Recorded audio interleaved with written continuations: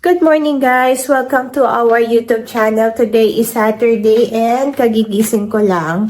Ang aking darling ay kanina pa gumising at nag-breakfast kasi nga on call siya. So ngayon ay magpe-prepare lang ako ng coffee namin. Tapos magto-toast ako ng bread. Iisa na lang pala yung bread namin kasi na-breakfast na ng aking may son. Hindi kasi yun kumakain ng bread. Hindi ko alam kung ano yung naisipan niya ngayong araw na to at kumain ng bread. Hindi ako sinabihan. So, akala ko, meron pa akong be-breakfastin. So, pagtingin ko, wala na. Iisa na lang yung natira. Isang slice. Yung pinaka-kwetan pa ng, tawag dito, nung bread. Yun pa naman yung ayoko na part. Kaso, wala akong choice. Kundi, kainin yon kasi ayoko nang bumaba ng pack and save or pumunta ng countdown para dun lang. Mamaya na ako siguro mag-grocery. So, yun lang guys. Update ko kayo kung ano yung gagawin ko mamaya. See you later.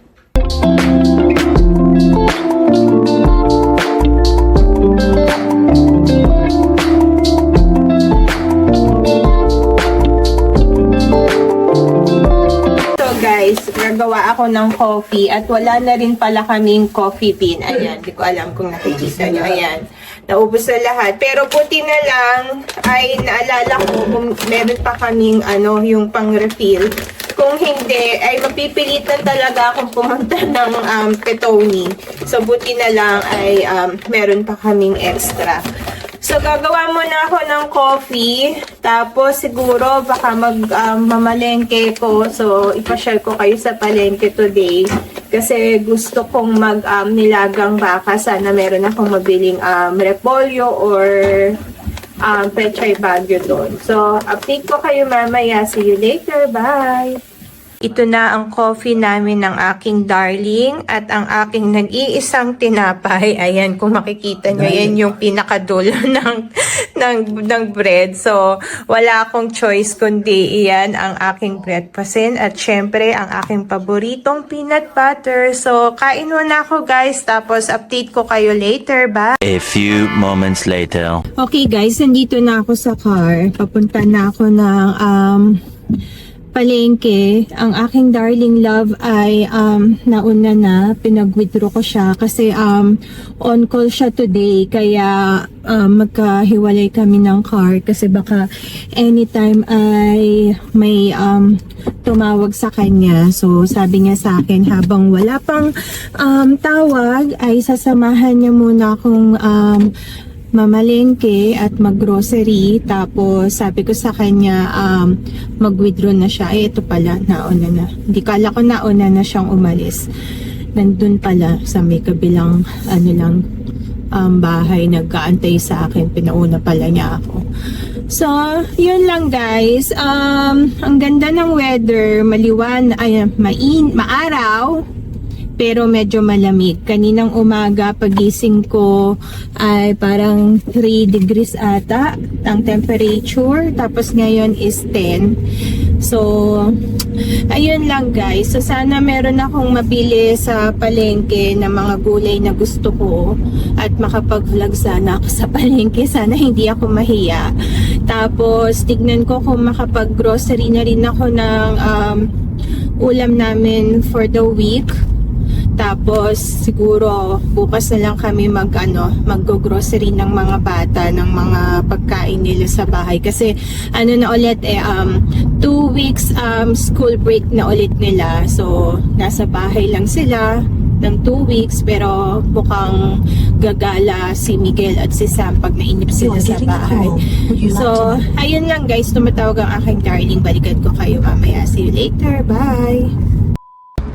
Guys, hindi na ako nasamahan ng aking darling love dito sa palengke. So, nandito ako, medyo malayo yung pinagparkan ko. Ayan, nakita nyo ang daming tao. Nagpark ako dun sa may banda doon pa, medyo malayo pa, doon pa. So, hindi na ako pumasok dito sa may looban para madali akong makalabas. So, ang layo ng nilakad ko kaya medyo nahihingal ako. Nag-meet na lang kami ng aking darling love dito kasi napot niya sa akin yung cash dahil nga meron siyang kailangan puntahan. So, ako na lang ang mag-isa mamamalengke. Ang daming tao ngayon, guys. Oh, kita nyo yung mga tao. Hindi ko alam kung nakikita nyo kasi yung camera ko ay hindi ko masyadong nakikita. Alam nyo naman pag medyo maliwanag, medyo bulag ako sa liwanag. So, ayan. Ang daming tao. Sana may mabili akong gulay. Actually, gulay lang naman talaga yung dinadayo ko dito sa may Saturday market kasi mas mura yung gulay nila dito compare sa Pack and Save. So, namatay yung aking camera, guys. So, hindi ko alam kung anong nangyari. So, anyway, malapit na ako dito sa Saturday market.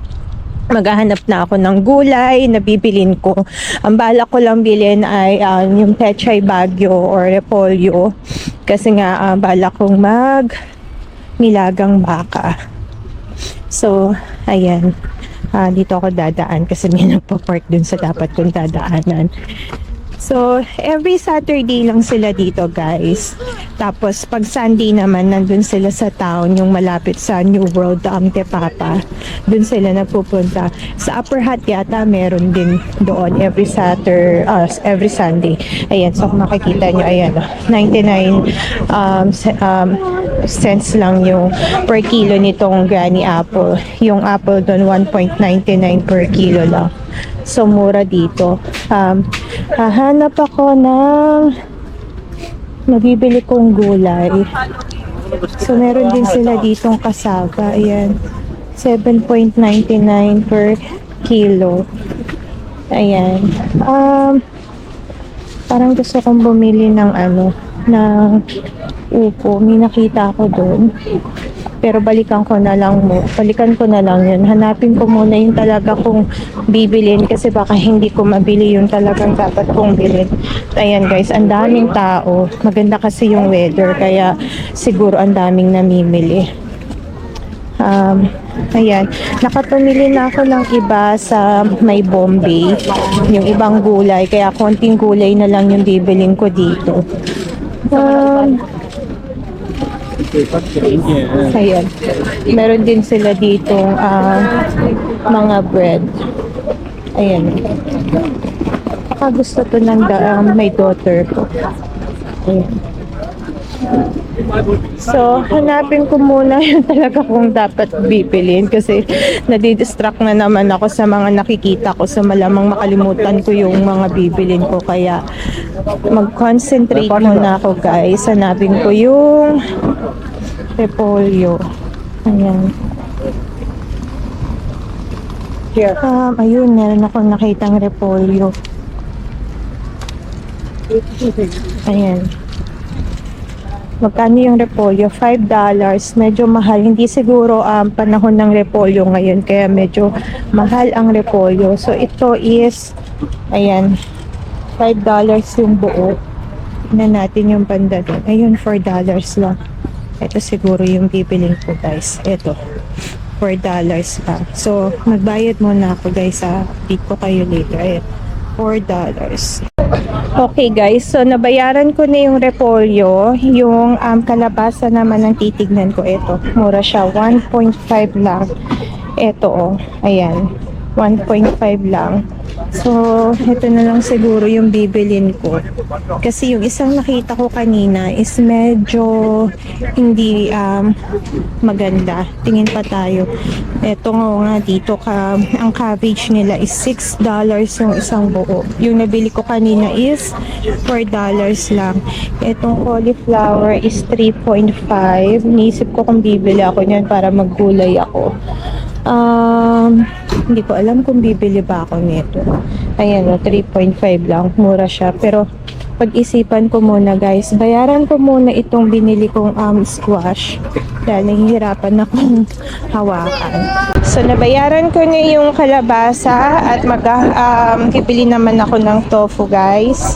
Ayan ang market. Kung di masyadong maayos yung aking camera, ay pagpasensyahan nyo na kasi nakasabit lang to sa shopping bag. So, ayan. Ang daming tao. Ang gandang mamili dito, guys, kapag ganito Saturday kasi mga fresh yung gulay tapos mura pa. So, bili muna ako ng tofu, pati pechay siguro. So, hanap muna ako, guys, ha. So, meron din ditong mga kainan, guys. Meron din ditong Filipino barbecue yata. Yun, nandun yata sa may banda doon. Ayan yung mga food truck. So, hindi na ako pupunta doon, guys, kasi wala naman akong bibili.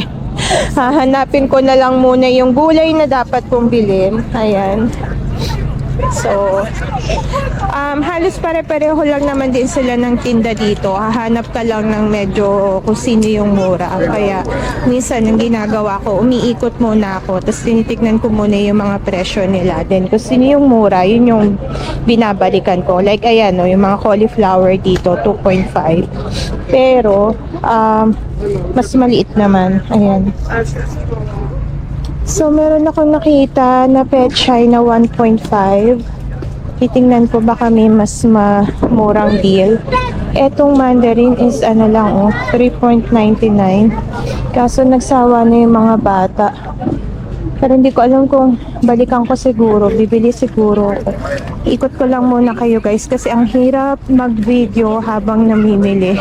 Kasi nakasabit lang yung GoPro sa bag ko. Hindi ko masyadong mabuksan. So, yan ang broccoli. $2 lang isang piraso.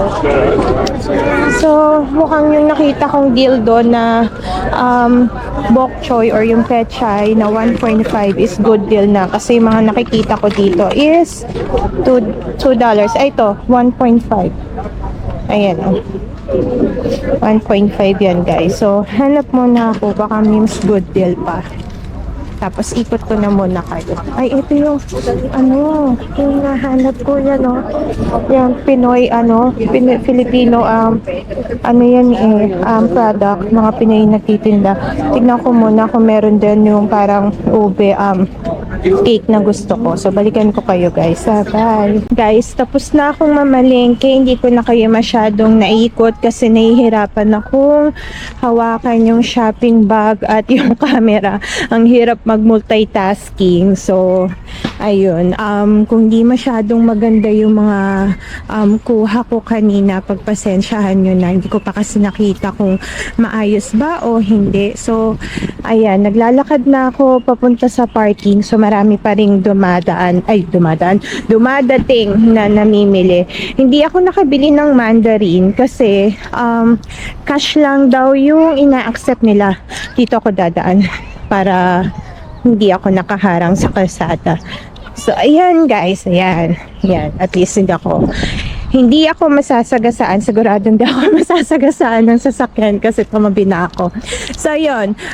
Hindi ako nakabili ng mandarin dahil cash lang daw yung ina-accept nila. Hindi naabot yung cash na hawak ko kasi nga $20 lang yung pinawithdraw ko kay Mark. So, hindi ko alam kung para magkano na lang yung natira. So, hindi abot dun sa mandarin. So, hindi na ako bumili. Sabi ko sa mga bata, next time na lang. Or kung meron ako makitang magandang mandarin sa Pack and Save, dun na lang ako bibili. Although, nakabili na rin naman ako ng nashi pear kanina sa may Bombay. So, okay na yun sa kanila. And may avocado pa sa bahay. So, ayun, papunta naman ako ng Pack and Save. Bili lang ako ng beef. Sana yun lang yung mabili ko. Kasi si Sam ay nagugutom na. Nagpapabili siya sa akin kanina ng cinnamon bread. Pero, meron ako nakita dun sa yung Filipino store na nandito na ube moist cake. So, itry namin. Sana okay naman siya. So, yan lang, guys. Medyo malayo pa yung pinagparkan ko. Nasa may dulo pa. Pero, okay lang kasi at least nakapaglakad-lakad na ako, nakapag-exercise na. So, ayan. Ang darling ko kanina naligaw pa kasi ang usapan namin kanina ay mag-meet kami sa may Bombay para ibigay sa akin yung cash. Doon siya sa kabilang Indian store nag-aabang, which is sa Petone. Nasa lower hat ako. Kaya, ayun, medyo natagalan pa ako sa pag-aantay kay darling. So, hindi na ako nakapag-video kanina sa Bombay. Kasi, malakas yung sounds. So, ayan yung river. Hindi ko napakita. Teka lang. Ayan. So, ayan o. Nakita nyo? Yan yung river dyan. Doon sa may bandang unahan, marami dong mga family na nagpipiknik or yung nagre-relax lang sila, namamasyal sila, makasama yung mga maliliit nilang anak kasi nga pinaglalaro nila dyan sa river kasi mababaw lang dyan. So, ayan, dito kami nagbabike dati. Itong lane na to. Nung masipag pa kami. So, sana this summer, makapag-bike kami. Kaya lang pala, wala pala kami ng summer dito sa New Zealand. So, sana pero pagbalik naman namin galing bakasyon ay summer pa, pero sana sipagin. So, yun lang guys. Malapit na ako sa car. Hinihingal na ako. Kaya, i-end ko muna tong video. Tapos, i-haul ko na lang yung mga napamili ko mamaya sa bahay sa dito, yung mga napamili ko dito sa palengke. So, see you later. Bye! Guys, pakita ko muna sa inyo yung river kasi dito pala ako banda nag-park. So, ayan oh. So, makikita nyo, ang ganda, 'di ba? Very relaxing. Maganda dito siguro pumunta pag hapon. Minsan meron kami ditong nakikita pag Saturday. Pag namamalengke kami, diyan merong mga diyan na family na nagdadala sila ng mga upuan, hinahayaan nila yung mga anak nila diyan maligo, yung iba maglaro. So, ayan guys. So, tignan nyo. Ang ganda, diba? Ayan. So, yan yung riverbank ata. So, hindi ko sure. Pero itong lugar na to, riverbank yung tawag. So, hindi ko alam kung tinawag siyang riverbank dahil dyan sa river na yan. So, yun lang guys. So, pabalik na ako ng car at punta pa ako ng pack and save. Si aking my daughter ay kanina pa ako tinatawagan, tinatanong kung nasa na daw ako kasi nagugutom na siya dahil nga naubos na ni Miguel yung aming bread. A few moments later. Hi guys! Kararating ko lang ng bahay. Hindi na ako nakapag-vlog sa pack and save kasi ang daming tao. So, ipakita ko lang sa inyo kanina pamili ko kanina sa Riverbank or Saturday market. So, ito, pechay, 1.5 lang to. So, bumili na ako, lalagay ko sa tinola. Tapos, ito yung cabbage na dinayo ko doon. Ito, di ba, ang laki. $4. Yung iba ay $5 yung mga binebenta. So, ito nakita ko, $4. Tapos, itong squash, ayan, 1.5 lang ito. Meron akong nakita doon na 1.5 pero hindi masyadong maganda. So, buti nakachempo ko. Pati itong dinayo ko na tofu. Magsisisling tofu ako. So, yan ang yung binili ko sa sa palengke. Pati ito pala, yung, ayan, kinakain na ni Sam, yung, ano ba to? Ube, parang ube cake. So, ayan. Okay naman daw, pero mas type niya yung, ino-order namin dun sa, isang Filipino, sa kay Kabalen. So, daw niya yon, mas gusto niya. Pero masarap naman din, guys, itong nabili namin. So, ayan lang yung nabili ko pala sa palengke. Tapos, ito, napunta ako ng, Bombay. So, bago sa palengke, nabili na rin ako ng iba sa Bombay. So, ito, nabili ko tong, ano ba tawag dito? Pau-pau kasi tawag dito. Sa atin ay, ano ba? Papaya. Ito, papaya. 3.49 lang ata or 3.99 sa Bombay. Sa pack and save kanina, nakita ko parang nasa $5 mahigit ata ito. So, mas mura din sa Bombay. Kaya bumili ako kanina. And then, eto, capsicum. Bumili ako ng 3 pang lalagay ko sa sizzling tofu. Eto, $3.5 lang. So, malalaki na siya. So, binili ko sa Bombay. Sa Pack and Save kasi guys, $2.49 ang isang piraso na ganito. So, ayun. Nung nakita kong naka-sale dun sa Bombay, bumili na ako.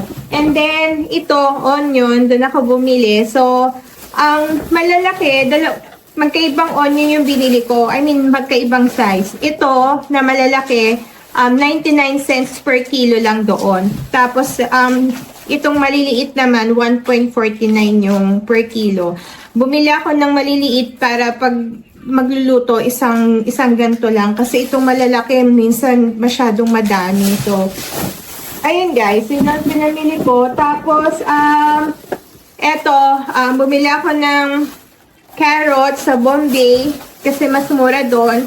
99 cents lang ang per kilo. Sa Pack and Save is like 1.49 ata kanina. And then, bumili ako ng talong. Nako, ano pala itong isang talong na nabili ko. Masyado ng hinog. Di ko napansin, guys. Ayan, no. Ito medyo mahal. Parang 5 something tong dalawa na to. So, dapat palang binili ko yung isang malaki na lang na 3.49. Ito is parang $5 mahigit yung bili ko. And then, ito, nashi pear. Tabingin na yung camera. Nashi pear, 3.49 lang ang per kilo sa Bombay. Sa Pack and Save is parang 5.49 ata. So, ayan, bumili ako kasi gusto to ni my daughter. So, yan ang aking pinamili sa Bombay. Ayusin ko lang guys yung aking camera kasi ito mabingi na naman. So, balikan ko kayo. Okay guys, ayos ko na yung camera. So, yung binili ko naman sa Pack and Save, ito, kitchen towel. 2 lang kasi pandagdag lang dun sa nandiyan nakastock sa bahay. Tapos, itong bread na low carb na inubos ng aking maysan na wala na pala. Kasi hindi naman siya kumakain nito. Pinipilit ko siyang kumain nito pag umaga. Tapos, hindi naman niya kinakain. So, akala ko talaga, madami pa kaming bread. So, kanina, paggising ko, yung yung ilalim na lang yung natira. Tapos, isang peraso na lang. Kaya, very good talaga ang aking maysan. Tapos, bumili na ako ng konting pang-ulam namin. So, ito, bumili ako ng salmon. Ulam namin 3 nila, my daughter. At saka ni Mark, baka ano ko na lang yan, air fry or lagyan ko na lang ng sabaw parang sinigang. Tapos nakita ko tong sausage, 13.49. Ilang piraso? 2, 4, 7. Try namin to kasi yung unang nabili namin na ganito, ibang flavor sa New World. Medyo nagustuhan naman ng mga bata. Okay na rin kapag ka tinatamad magluto at least mabilisan. So, ipapartner ko yan sa gusto ko maggawa ng okoy. So, yun, tsaka ito.